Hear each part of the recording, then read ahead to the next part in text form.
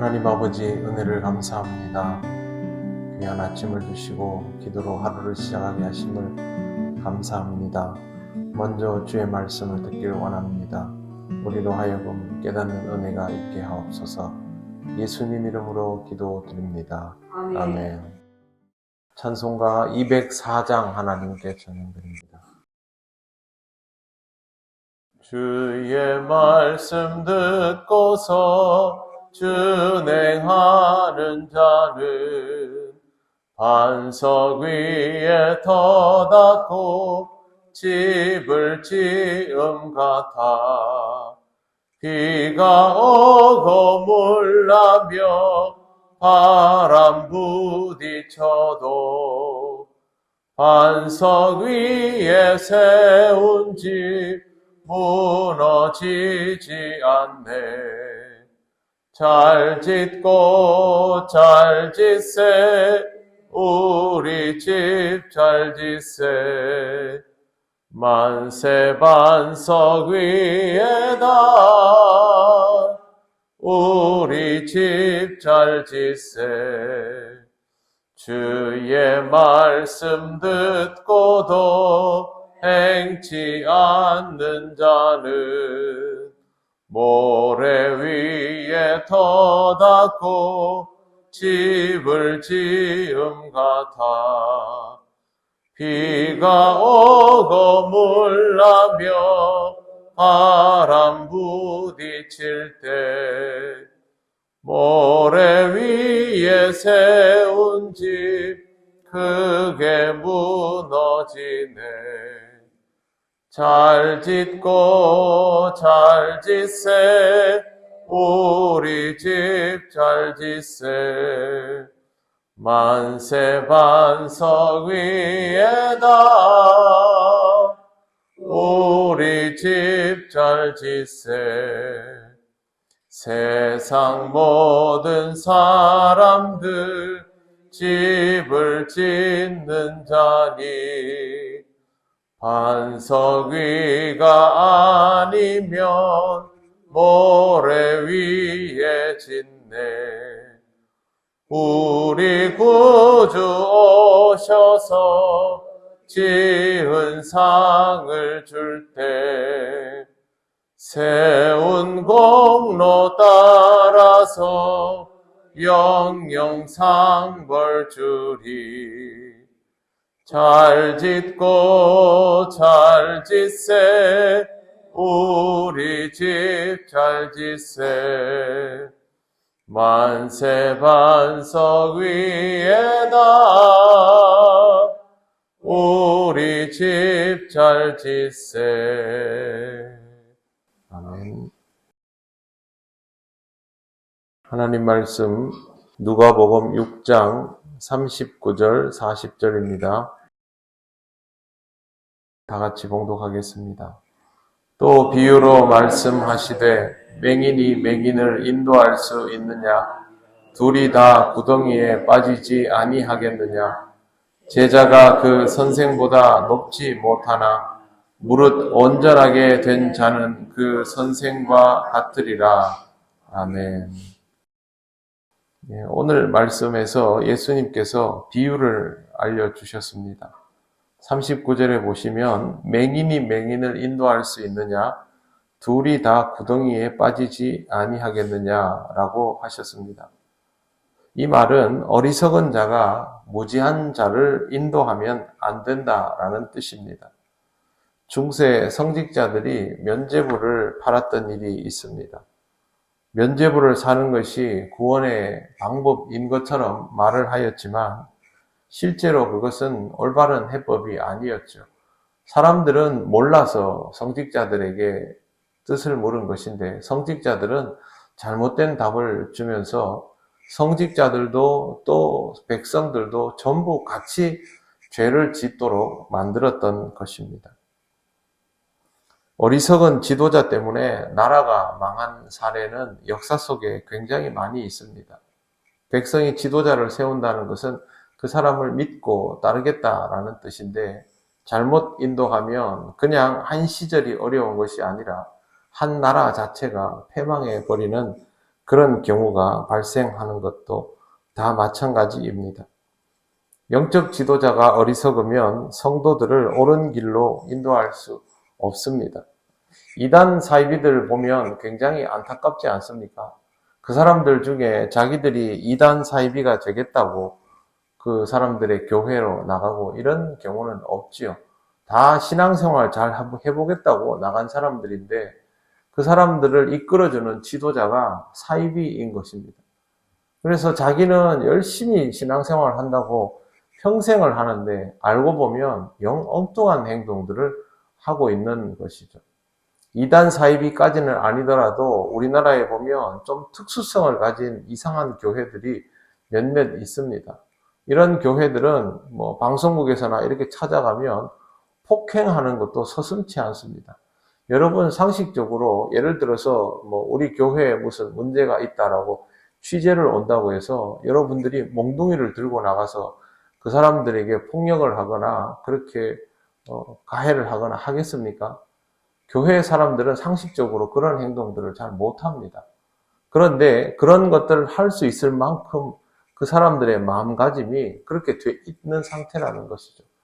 결국 그건 그 교회의 지도자가 그렇게 해도 된다라는 것을 알려주었기 때문에 하게 되는 일입니다. 자기들은 신앙생활 열심히 잘 하겠다고 자기들의 그 목회자에게 방법을 물었는데 목회자가 그렇게 해도 된다라고 말해버리면 그때부터는 괜찮은가 보다 하는 것이죠. 중세시대에 면죄부를 파는 것과 똑같은 행위가 벌어지고 있는 것입니다. 당시 바리새인과 서기관과 대제사장의 무리는 이스라엘을 인도하는 사람들이었습니다. 하지만 실질적으로 그들은 예수님께서 여기서 말씀하시는 맹인과도 같은 사람들이었기 때문에 아무것도 모르는 백성을 제대로 인도할 수가 없었습니다.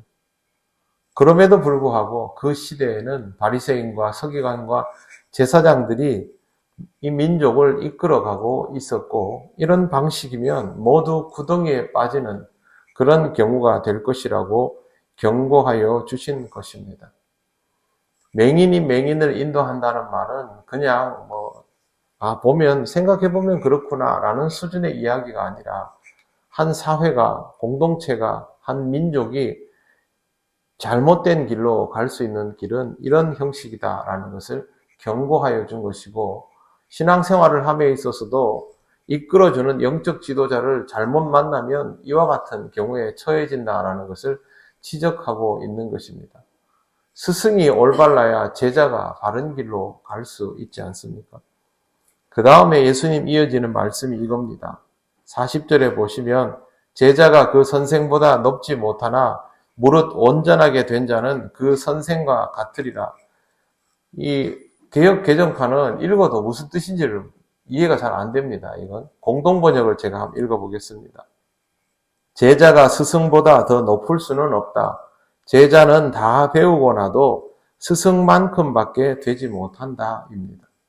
아무리 제자가 훌륭해지려고 해도 스승이 딱 가르쳐주는 만큼만 성장할 수 있다라는 뜻입니다. 예수님이 이 말씀을 하시는 이유는 지금 유대사회의 스승이 시원찮기 때문에 아무리 제자들이 노력해도 그 수준을 넘을 수 없다는 거죠. 지금 유대사회에서 배출되는 인물들은 기껏해야 이 당시에 서기관 바리새인 대제사장들 수준밖에 안 될 거라는 겁니다. 사도 바울이 굉장히 열심히 공부하던 사람 아닙니까? 그럼에도 불구하고 바리새인임에도 불구하고 바울을 하나님께서 그냥 그대로 내버려 두었으면 바울은 그냥 바리새인에 불과한 것이죠. 그러나 하나님께서 그를 치시고 완전히 새 사람을 만들어 버리셨기 때문에 바울은 이스라엘 유대사회 전체의 모든 서기관, 대제사장, 바리새인들을 다 합쳐 놓은 것과도 비교할 수 없는 놀라운 지평을 열어가는 주의 종이 되었던 것입니다. 그것은 바울의 스승이 예수 그리스도이시기 때문에 가능한 일입니다. 스승을 잘 만나야 한다는 것을 예수님께서 다시 한번 알려주시는 것이죠. 유대인들은 정말 어리석습니다. 자기들이 택한 백성이고 이 세상에 자기들을 따를 만한 그런 민족이 없다라고 자부하면서도 나라를 제대로 지켜본 적이 없습니다.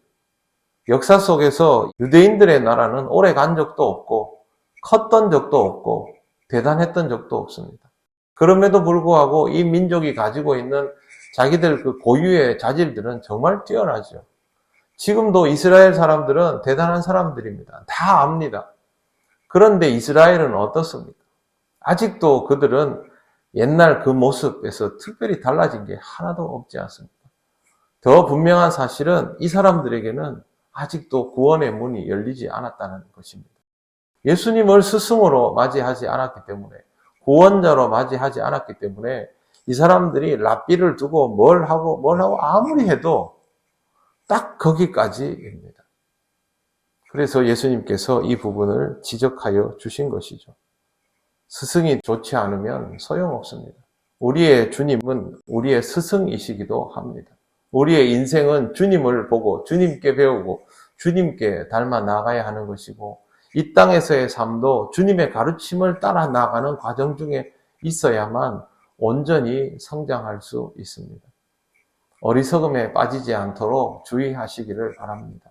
그리고 잘 배우고 익히고 좋은 길을 가시기를 바랍니다. 그래야만 영적 성장을 이루어가고 하나님께서 기뻐하시는 모습으로 날마다 자라날 수 있습니다. 신앙은 그냥 교회를 왔다 갔다 하는 게 아닙니다.